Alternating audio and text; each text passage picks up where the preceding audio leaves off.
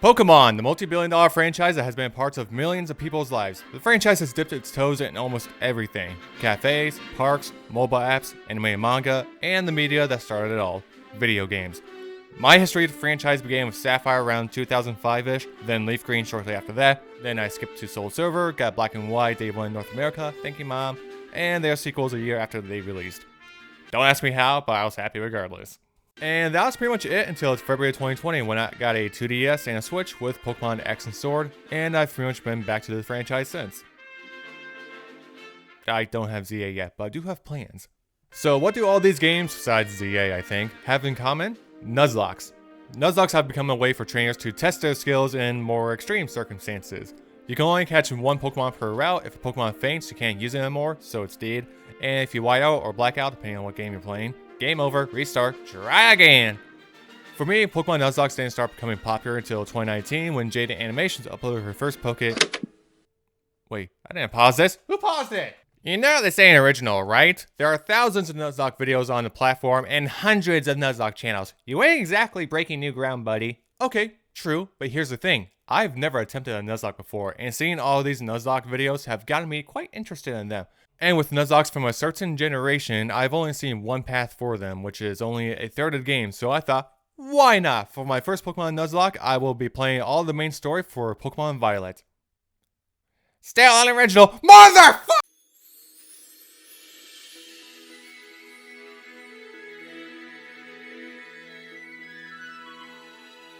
So we customize ourselves, get the opening cutscene, move like 20 steps to another cutscene, walk outside to start a cutscene, walk down the path with starters to another cutscene, and pick our starter. This all took 10 minutes, by the way. Okay, so I have used all 3 stars before, and I actually do like all of them. And as much as I would love to pick Sprigatito since it's my favorite, I need to make this easy for myself. Another Nuzlocke rule is that you have to name each Pokemon that you catch, so welcome to the team charts. We also meet our main rival of the game, Nemona. I'll talk about her later. She also picks one of the starters, and how dare you! We then go into our first battle, which is literally designed to let you win. After the battle, we run into our mother, who gives us a sandwich, and Nemona gives us a rundown on how to catch Pokemon. Okay. Chonks. So we can finally move freely with no cuts, never mind. We hear a Pokemon cry, and after I tumble down a cliff, we find the legendary Pokemon, drained out. Use the sandwich! It powers up, we follow it through a cave, it saves us from a horde of houndours, and it gets juiced out. Man, that did not take much. So we go to a nearby lighthouse where we run to Arven, who knows more about the legendary Pokemon and challenges us to a battle. Again, more on him later. Also, he only has a squirrel. Dude! He gives us the legendary Pokemon's Pokeball, leaves, and Nemona chases him. Nothing of interest happens until we reach this cave where Nemona challenges us again, this time with, anyone want cooked pork chunk? So, this is terrestrialization, say that 5 times fast. This pretty much boosts any move that's based on the Terra type, in this case, electric moves. But we defeat it, somehow, and make our way into the city to enroll in school. Oh yeah, we're enrolled in school, by the way. No! Oh, grow up! So we explore the city for a bit before running into these delinquents calling themselves Team Star, trying to recruit this girl. We intervene and they want to fight, of course. We beat the first run, and before the second one can run off, Nemona shows up and gives us a Terror Orb and forces the second one to fight us, who we beat with ease. One hit KO, baby! So with the Terror Orb, we can now terrestrialize the girl we were defending, thanks us, and we sit through more dialogue and cutscenes. Hello there. Also, why does Professor look like Spoon's PFP, by the way? So, after all the cutscenes, the game finally opens up and we can use Miraidon as a mount. Miraidon's a legendary Pokemon, by the way. During the dialogue dump, we were given 3 different stories: Victory Road, Path of Legends, and Starfall Street. Most Nuzlocks I've usually seen focused on the first one since it has all the gyms in the Elite Four, but like I said, I'm doing all of it. And I'm not tackling all these battles with charts. I need more Pokemon pretty much. So in the world, there's these Terra Caves that you can interact with and fight a random Pokemon. This is how I'll be doing my encounters for each area. So before I face the first gym, I got Lena the Weasel and Mrs. and Miss Krabs the Crab Brawlers. Yes, I got 2 of them. So our first gym leader is Katie and...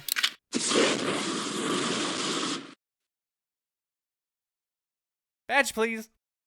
Before facing the first Titan Pokemon, I wanted to gather some more encounters, and I have to be honest with you.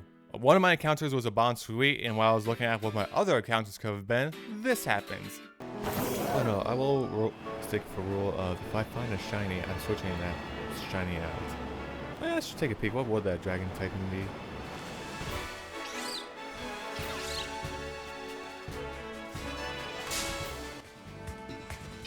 Whoa, looks like I'm implementing that rule. Hey, I got a chance to use a shiny on this run, and they're both grass types. Let me enjoy this. Besides, I can't even use it because of the level cap. Level 18? Let's go. I got luck on my side now. So I look for the Titan, find it, and... motherfucker! Sure. Okay. I think it's even playing ground. I hope. Okay, maybe not. What? Yeah, I'd say that balances it out.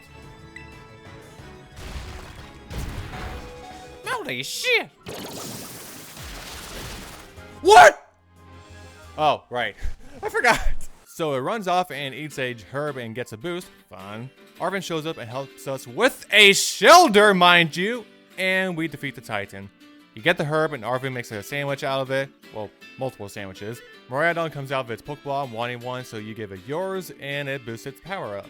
Now we can dash, yeah!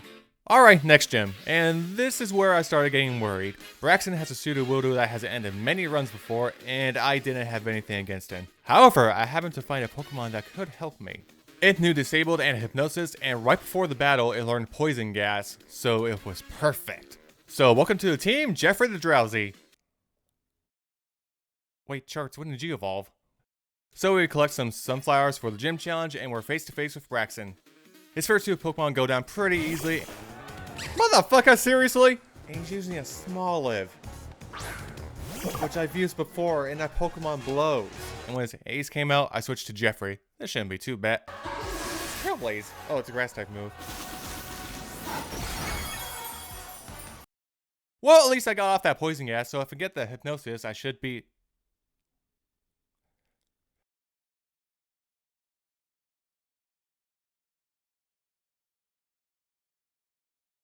Literally just survive! So I'll have to use one healing potion and let the poison do its thing, and the badge collected. Alright. Next one. So I made my way back west to the next Titan Pokemon, picking up Bird the Flittle on the way and avoiding the falling boulders. Here's how that went. Oh dear gosh.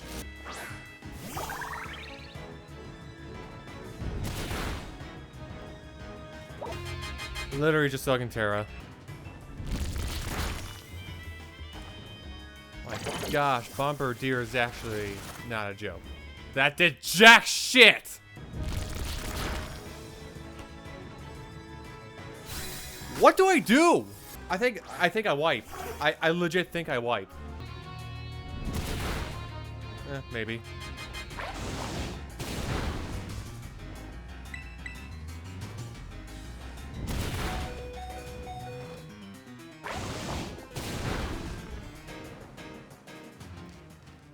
Let me heal. Like, please. And, oh, no! Fuck! Arvin, I'm not ready! So, I just narrowly avoided, like, losing to that Titan Pokemon. I'm just lucky these Titans always go for Arvin's Pokemon, not mine. But, yeah, he makes the sandwiches, Miraidon powers up, and...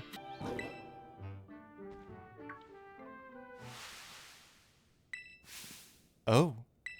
So Arvin's whole reason for going after these Titan Pokemon is so he can feed his mass boss Tiff, I'm probably saying that wrong, the herbs that they guard to use the powers of the herbs to gain its strength back, since nothing else seems to work. This was where I kind of went from not liking Arvin too much to kind of appreciating more for story reasons, as his goal is more for his Pokemon and not for selfish reasons. Next challenge! Up next is the first team starter boss. Oh, hello, Amelia. What the fuck? Gaiakomo, who I'm saying that name wrong by the way, who also specializes in dark type Pokemon. But since I have Mrs. Crab still, it shouldn't be too, but...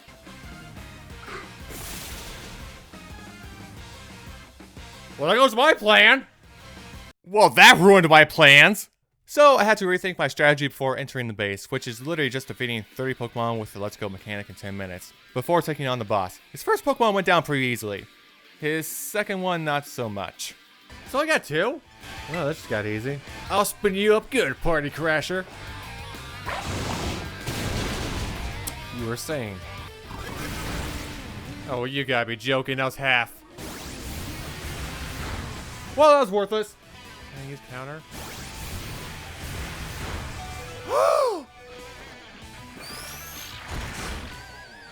Oh, for fuck's sake! Nope, never mind. All right. Who do I have that's... maybe? Maybe Swilliam? Oh, worth a shot. I'm taking that, though. Oh, dear gosh! What?! That is bullshit!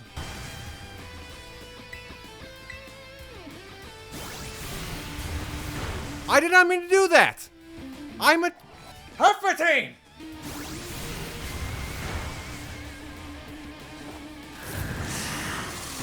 Thank gosh!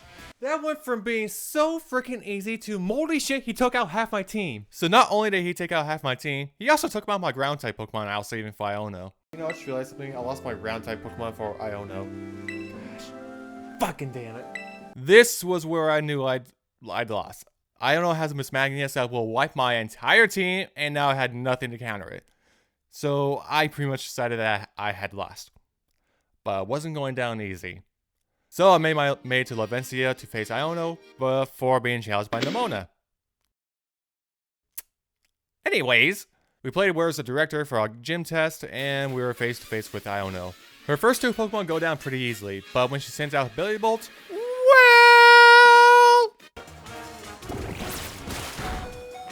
Can someone please explain to me why water does neutral damage to electric when electric is super effective against water? This ain't making sense. But her Ability Bolt takes out my Taino in 2 hits, sadly, so I had to bring out Luck to finish it before switching to Brian the Weasel for her Miss Magnus.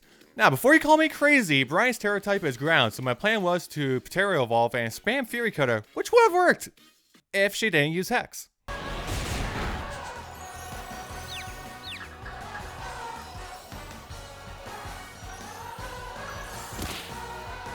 That was it. I've pretty much used up all my tricks. I had no other Pokemon that could defeat her, and I knew I couldn't take her down. So I acknowledged my defeat. So I sent out Luck and gave everything I had left. I had beat her. I was in disbelief. I was speechless, literally. I had no clue. Like, everything was stacked against me. I don't know how. Maybe there is a chance I can actually do this on my first try. Maybe there's a chance I can actually, like, complete my first Nuzlocke on my first attempt. Okay, I couldn't even start the battle thing first off because I didn't have enough Pokemon to even face her, so I had to go and catch another Pokemon. And even after that, when I went to go fight Mela, or whatever her name was, I can't remember off the top of my head, I'm recording this later. Her Torkoal pretty much takes out my first 2 Pokemon. One hit KOing the first one, mind you! And then when I finally defeated it with charts, I ended up finding out that the Starmobile is actually a pure fire type and not a steel type like this website says. This is a lie! And it pretty much just became a game of just survive as long as you can. Man, this is a load of bull!